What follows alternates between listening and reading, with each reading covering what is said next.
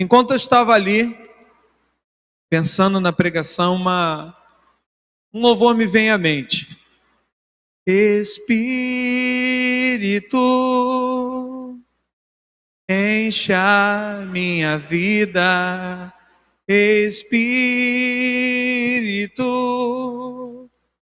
enche a minha vida. Enche-me com teu poder, pois de ti eu quero ser. Espírito, enche o meu ser. As minhas mãos eu quero levantar e em louvor te adorar, meu coração eu quero derramar diante do teu altar. As minhas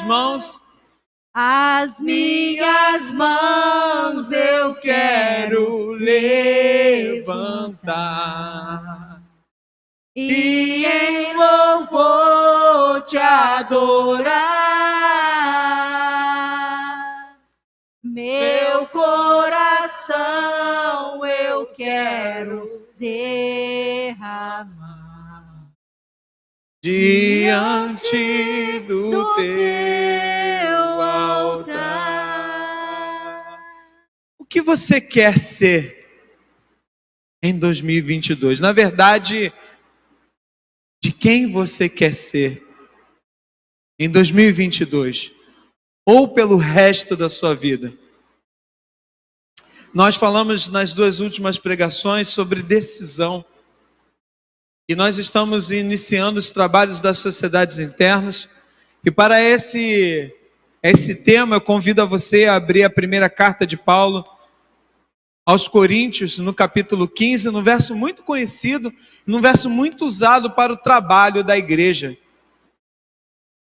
Apenas um verso. E por que eu pedi para cantarmos esse hino? Porque é um hino de consagração, onde a principal figura do Antigo Testamento era o que, irmãos? Era o sacrifício. O sacrifício era consagrado a Deus como um ato de reconciliação entre o homem e Deus. E no Novo Testamento, na Aliança da Graça, esse sacrifício continua sendo incentivado a ser entregue a Deus. Só que ao invés de novilhos cevados para a remissão dos pecados, esse novilho já não precisa mais, porque Jesus Cristo já fez justiça por nós e Ele já pagou pelos nossos pecados. Amém? Agora, aqueles que tiveram seus pecados perdoados são levados pelo Espírito Santo a se entregarem como sacrifício. Como diz Romanos 12, no 2, verso 2, um sacrifício agradável ao Senhor, um sacrifício de ações de graças, onde nós, as nossas atitudes, a nossa própria vida é um símbolo de gratidão ao Deus por tudo aquilo que Ele é para nós, por todo o perdão que Ele derramou sobre nós. E o interessante, queridos, é que o sacrifício no Antigo Testamento, por isso que eu comecei essa pregação falando sobre de quem você quer ser. Não dá para você ser de dois senhores. Em um outro versículo muito conhecido, não dá para servir a dois senhores. Ou você vai agradar um e desagradar o outro. Não tem como servir a dois senhores. E no sacrifício, interessante que a imagem do sacrifício do Antigo Testamento, ela fala que aquele que queria ser reconciliado com Deus, aquele que queria ter uma amizade com Deus, aquele que queria agradar a Deus, ele entregava o novilho no sacrifício, no altar, mais ou menos um pouco mais alto, e ali se acendia a lareira, ali se acendia a fornalha, colocava o sacrifício queimava. Ali estava fazendo um símbolo de expiação dos pecados que cometemos. E enquanto ali aquela fumaça estava subindo, somente ali, não aquele que oferecia, mas o sacerdote oferecia orações a Deus enquanto aquela fumaça subia. Já foi falado em outras pregações aqui. Mas no Novo Testamento, quando fala que nós somos sacrifícios de gratidão a Deus, diz que nós também nos colocamos no altar de Deus, consagrando a nossa vida para ser o que Deus quiser de nós. Queridos, eu faço uma pergunta: o sacrifício que era queimado no Antigo Testamento podia ser tomado de volta? Da mesma forma somos nós, quando dissemos que somos do Senhor. Como diz a minha querida irmã Luísa, ou somos ou não somos. Pelos nossos frutos, nós somos conhecidos. Por aquilo que a gente faz, nós somos conhecidos. Por isso, queridos, consagrem-se ao Senhor para ser aquilo que Ele quer de você. E não se preocupe: Senhor, eu não sei nada, eu não tenho nada. Não se preocupe, porque você não tem nada para oferecer para Deus. Eu não tenho nada para oferecer para Deus. Até mesmo porque tudo que eu sou, tudo que você é, foi Ele quem deu. Você apenas devolve. E é isso que significa consagrar, se entregar. Queridos, e no trabalho para o Senhor, no momento em que somos salvos, alcançados pelo Evangelho de Cristo, quando nós nos disponhamos na obra de Deus, seja ela aqui, queridos, não crie essa limitação na sua mente. A obra de Deus não se limita à segunda igreja presbiteriana de Sagrada Coroa. Na sua vida é feita a obra do Senhor. Através da sua vida é feita a obra do Senhor. Se você é regenerado através da fé em Cristo Jesus, você pode dizer o mesmo que Paulo: já não vivo mais eu, mas Cristo. E aonde você pisa, quem pisa não pisa só você. Quem pisa também é o próprio Cristo. O próprio Senhor. O próprio Deus. Por isso que quando estamos na obra do Senhor, nós fazemos um trabalho de consagração. E mais uma vez, apesar de estarmos falando do início das obras das sociedades internas, aqui estamos falando da obra do Senhor fora dos limites da nossa mente. Quando você se comporta como um verdadeiro cristão nas redes sociais, você está fazendo a obra do Senhor. Quando você se comporta como alguém que foi tocado e regenerado pela palavra do Senhor, assim como a mulher samaritana, ainda que você não queira ou ofereça resistência, a sua vida vai anunciar Cristo. Jonas era um homem escolhido por Deus. E ainda, a despeito de toda a sua resistência, ele foi por Deus. Não adianta, ou somos ou não somos. Então, no momento em que você se consagra ao Senhor, você não pode tomar o sacrifício de volta. Você é do Senhor e o é para sempre. Você vai querer isso. Pensando no trabalho, pensando que trabalhar no Senhor, para o Senhor, é uma consagração. Você que já abriu sua Bíblia em 1 Coríntios, capítulo 15, no verso 58.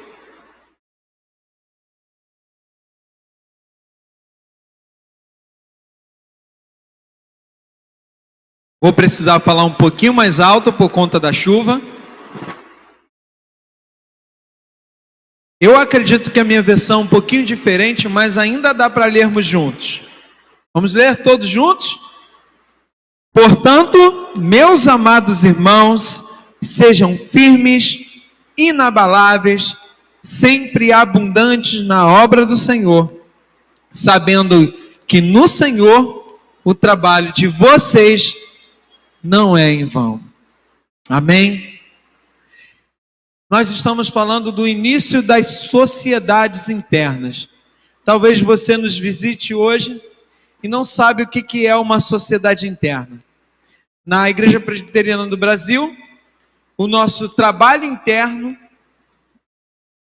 é feito pelas sociedades internas.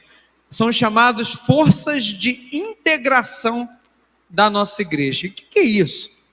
Eu vou traduzir para você. É o discipulado. É um cuidar do outro. Um edificar o outro.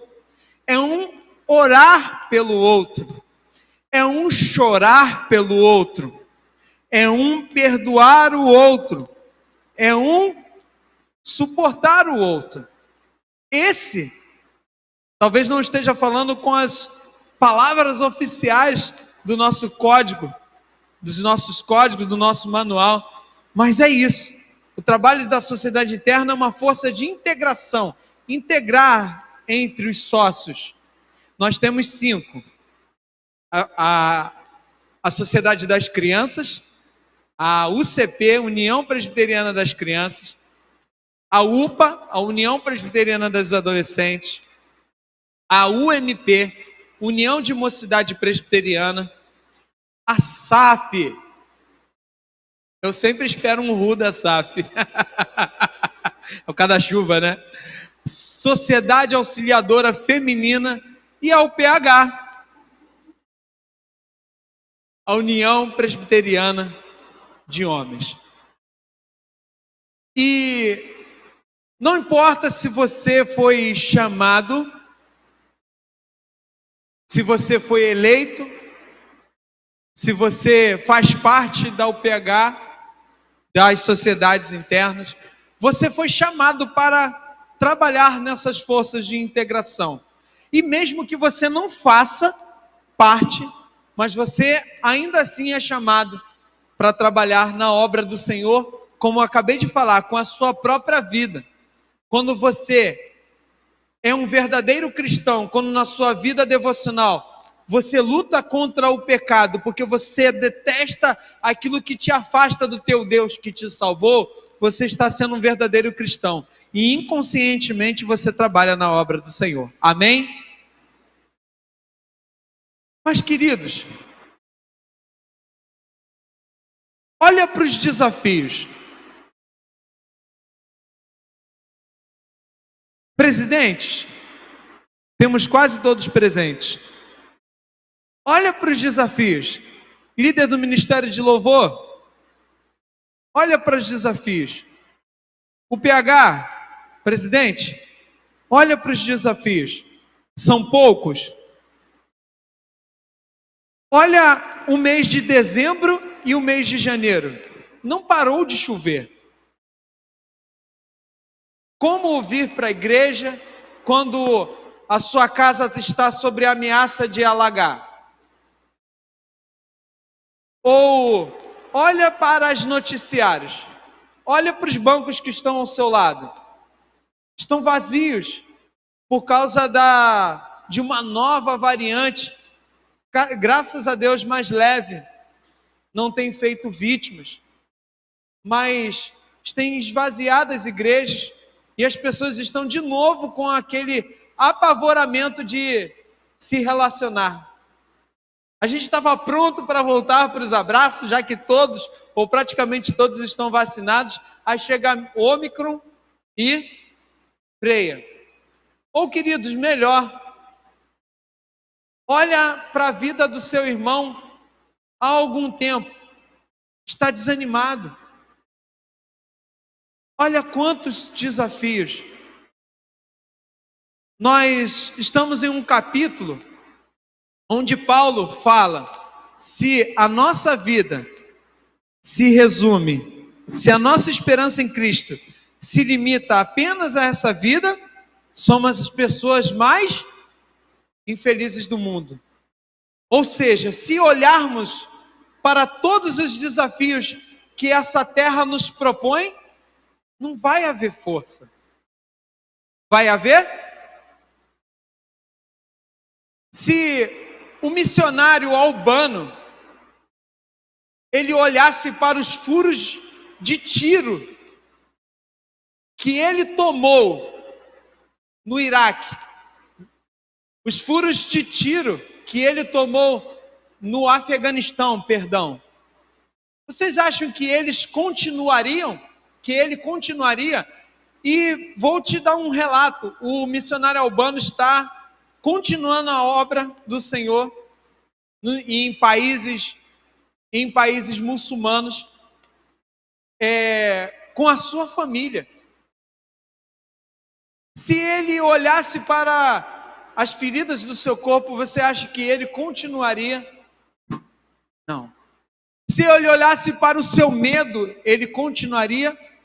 Não. Então, quando olhamos para os desafios que nos esperam, se olharmos para eles, não teremos força. Seremos sempre fracos e frágeis, porque são forças que geralmente não dependem de nós. Não é verdade? São questões que geralmente não dependem de nós. Em uma briga, em um mal-entendido, você até quer refazer aquela amizade, mas a outra pessoa continua a lhe ferir, a lhe maltratar e não depende de nós. Como encarar esse desafio de perdoar? Em tantas outras questões. E Paulo olha para uma igreja muito difícil de se pastorear. Ele olha para uma igreja que tem contendas, que tem divisões, que tem panelinhas, que uns dizem: eu sou de Paulo, eu sou de Apolo, aquele que prega muito bem. Apolo prega muito bem. Como todo grego na época falava muito bem, Apolo prega muito bem. E uns mais espirituais falavam: eu sou de Cristo. Mas aí Paulo interrompe e fala assim: foi um desses homens quem crucificou, quem se entregou na cruz, foi o próprio Cristo. Então, com todos esses problemas, mesmo com esses problemas, Paulo, ele continua a amar essa igreja e a dizer àqueles que são fiéis à obra do Senhor para que continuem firmes. Meus amados irmãos, sejam firmes, inabaláveis, sempre abundantes na obra do Senhor, sabendo que no Senhor o trabalho de vocês não é em vão. Como continuar mediante os desafios? Queridos, como continuar mediante os desafios que esperam por você? Como continuar mediante os desafios? Vamos olhar para o contexto do capítulo 15.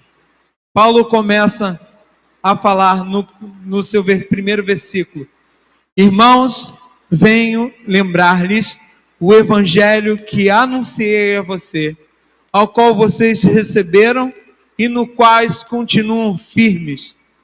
Por meio dele, vocês também são salvos, se retiverem a palavra, assim como tal eu preguei, a menos que tenham crido em vão. Antes de tudo, entreguei a vocês o que eu também ouvi e recebi através da pregação da palavra, no caso de Paulo, do próprio Cristo. Que Cristo morreu pelos nossos pecados, segundo as Escrituras. Aqui no verso 15, está um lindo relato sobre a ressurreição. E uma revelação maravilhosa, um tesouro que nem todos podem receber por conta da incredulidade. Mas se você ler o capítulo 15, fala do maravilhoso presente que foi dado, onde, através do Espírito Santo do Senhor, Paulo fala para a igreja que a morte não é o fim. A morte, aquilo que o homem jamais poderia vencer, já foi vencida. A morte não é o fim. No momento em que ouvimos o Evangelho de Cristo, a boa notícia de que Ele morreu na cruz por nós, e nós confessamos Ele como nosso Senhor e Salvador, a morte não é mais um fim. A nossa vida com Deus, a nossa comunhão com Deus, a nossa alegria e felicidade que reside em Deus, não é mais o fim. Ainda que você sinta dores, isso não pode apagar a alegria da salvação que existe em você. Ela não tem fim, porque Deus está com você para sempre. Ele é a sua companhia para sempre. Isso foi garantido através da justiça feita por Jesus na cruz, pagando os meus e os seus pecados. Pagando os meus e os seus pecados. E mais do que isso, ele revela a maravilhosa ressurreição ao qual Cristo deu para nós. Como o nosso querido irmão Luan, também iluminado pelo Espírito Santo, falou: em Cristo somos mais que vencedores. Já vencemos as guerras que não podemos vencer. Então os desafios, nós que trabalhamos em Cristo, os desafios já caíram por terra. Eles não podem te vencer ou eles não podem te parar, porque você não venceu as suas batalhas. Você não vence as suas batalhas, mas Cristo vence. E Ele as venceu para sempre. Nada pode nos separar do amor de Cristo. E melhor, quando a gente se empenha no ministério de louvor, porque um dia o Evangelho brilhou no nosso coração, ainda que sangre, ou nós vendo outras pessoas desanimadas, e estamos cantando aqui com o microfone da mão, ainda que sangre, ainda que haja um sentimento de injustiça, porque foi combinado tais coisas, ou ainda que na sociedade interna, você está trabalhando e você não está fazendo isso para ser mostrado para as outras pessoas.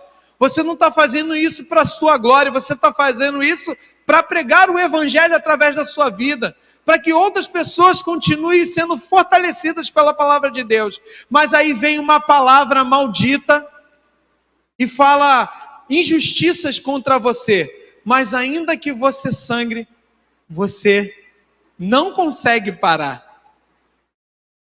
Porque o seu trabalho, a sua prevalecência diante dos desafios, a sua persistência diante dos desafios, ela vai gerar um fruto. E esse fruto no Senhor nunca é em vão. Esse trabalho que você faz,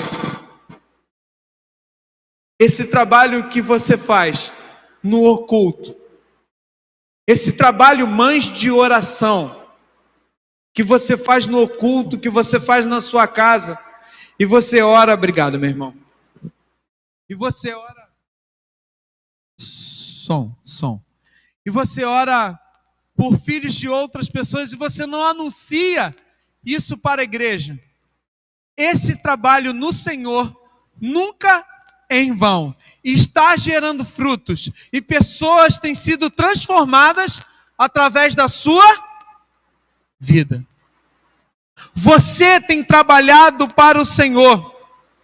E olhar para o que Cristo representa para nós é o que nos faz ser firmes, inabaláveis e sempre abundante na obra do Senhor.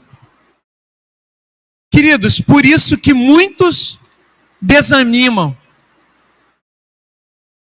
Por isso que muitos desanimam nos trabalhos da igreja. Porque não enxerga a igreja como um instrumento para transformar famílias. Porque não enxerga a igreja, não enxerga que ao tocar um louvor, quando você faz isso com todo o ímpeto do seu coração, para amar e glorificar o seu Deus, você não acredita que isso pode transformar a vida de alguém. E por isso se faz de uma forma carnal. Se faz com desleixo. E por isso se desanima. Porque olha para as coisas da carne. Porque olha para o que os outros estão pensando de mim. Queridos, se o pastor ou o presbítero fosse ouvir tudo que ele escuta, se ele fosse receber no coração tudo aquilo que ele escuta, até mesmo o diácono, o líder da casa do Senhor, jamais haveria homens trabalhando. É o amor ao Senhor, é olhando para todas essas graças que já recebemos, que não vamos receber, mas que já recebemos, é olhando para isso tudo. É isso que nos impulsiona a trabalhar na obra do Senhor. Olhar para as coisas de baixo. Olhar para que vou fazer porque alguém vai fazer, porque alguém está vendo. Ou vou fazer para agradar a minha família. Isso só resulta em decepção, em frustração. Não há força para terminar trabalho. Mas aquele que olha para quem a sua vida pertence, aquele que ora para quem a sua vida pertence, não é capaz apenas de entregar o seu trabalho, é capaz até de entregar a sua vida. Porque ainda que isso desagrade o seu corpo, ele sabe o que foi conquistado por ele, e ele não consegue dizer não para o seu Senhor. Portanto, meus amados irmãos, sede firmes, inabaláveis e sempre abundantes, ou seja, sempre solícitos. Quando te chamarem, eu irei. Por que tantos nãos? Porque a igreja tem perdido nos seus olhos de que esse trabalho é para sarar Saracuruna. Temos perdido em nossos olhos, tem enfraquecido em nossos olhos de que esse trabalho é para curar Saracuruna. É para sim fechar bares onde há adultério e pecado. E para abrir cada vez mais lares que recebam a palavra de Deus para edificar pessoas e pessoas cada vez mais. Estamos perdendo isso de vista. Por isso que estamos tão desacreditados no trabalho da igreja. Mas aonde houver um coração do discípulo, um coração onde exista Cristo, esse trabalho jamais vai parar. Esse trabalho jamais vai parar. Eu fiz uma pergunta aqui aos irmãos do ponto de pregação. Eu faço de novo, não precisa vir aqui na frente. Os irmãos do ponto de pregação, eu pergunto, Vila Uruçaí tem bêbado? Vila Uruçaí, vocês imaginam que pelos funks que vocês ouvem, tem fornicação entre os jovens? Então a palavra de Deus deve continuar sendo pregada lá, incessantemente. E devemos olhar que da mesma forma que Cristo nos tirou dessas trevas, Esse poder pode tirar a Vila Uruçaí inteira dessas trevas. Sede firmes, inabaláveis. Mas tem um porém. Tem alguém nessa briga contra esse trabalho. Eu mesmo. Você vai muitas vezes brigar contra você. E não posso deixar de falar as sociedades internas. Por isso que começamos falando de uma total consagração. É você se abandonar e não tomar de volta quando isso incomodar você. Não, Senhor, eu não quero. Não, peraí. Isso agora é meu. Você consagrou a mim. Ou você é meu, ou você não é. Ou eu posso usar a sua vida poderosamente, ainda que isso gere lágrimas, ou eu não posso.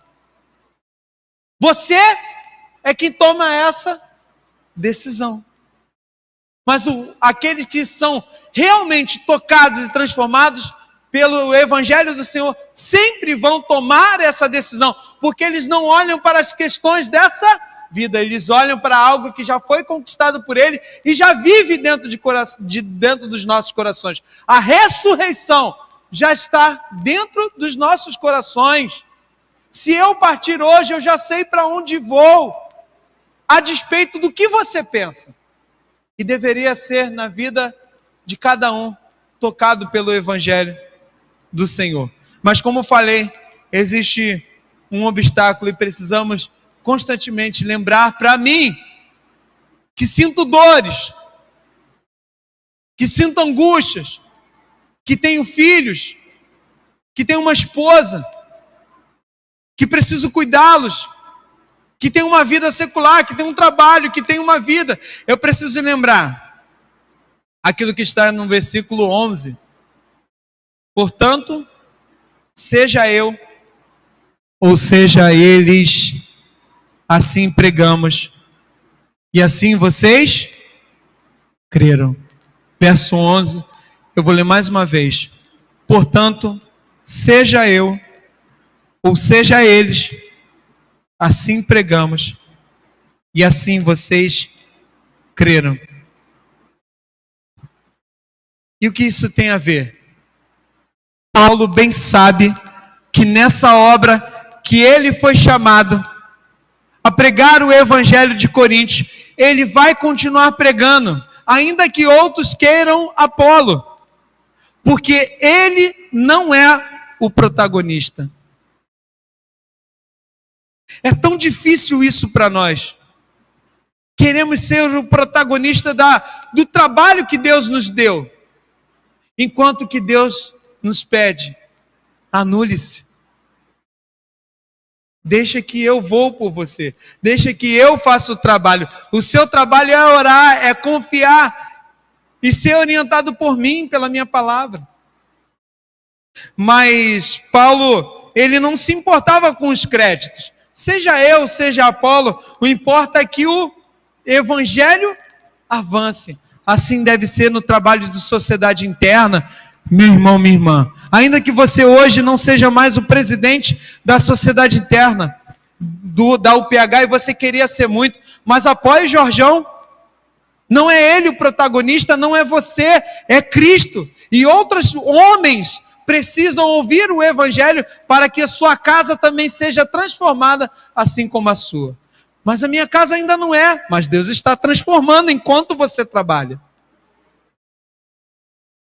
Queridos, para encerrar por conta do horário, sede firmes, inabaláveis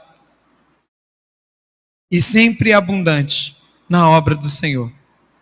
Porque naquele que ressuscitou, naquele que é certa a sua salvação, o trabalho nunca é em vão. E eu quero falar algo para você. Se você decide se doar ao Senhor, se você decide glorificar ao Senhor, todo o teu trabalho sempre resulta em salvação de Cristo. Todo o teu trabalho, toda a sua vida, todas as suas palavras, quando você as submete às palavras de Deus, quando você esmaga o seu corpo para servir a Cristo, todo o seu trabalho sempre resulta, ainda que os seus olhos naturais não vejam, sempre resulta em salvação, e salvação, e salvação. Podemos olhar para a mulher samaritana que foi tocada por um lindo diálogo de perdão de pecados, e ela não se contém, ela deixa aquilo que era o seu anseio da hora, e ela larga tudo e vai contar para outras pessoas que o Salvador chegou. Assim é com você. Assim é quando há uma consagração total.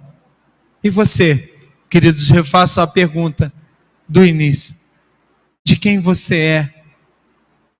Sede firmes e inabaláveis. Olhe a quem você pertence. Não olhe aos números. Não olhe a quantidade de pessoas que estão desanimadas. Olhe para quem você era e quem Deus transformou você e o que Ele é para você. É isso para que você deve olhar. Porque se olharmos para os desafios, jamais teremos força. Mas se olharmos para Cristo, somos mais que vencedores por meio daquele que nos amou. Senhor Deus, nós louvamos o Teu nome porque ouvimos a Sua voz. Pedimos ao Senhor que a cada dia mais o Senhor nos dê sonhos para como essa igreja pode abençoar Saracuruna e ser instrumento poderoso em Tuas mãos do Teu Santo Espírito, Senhor.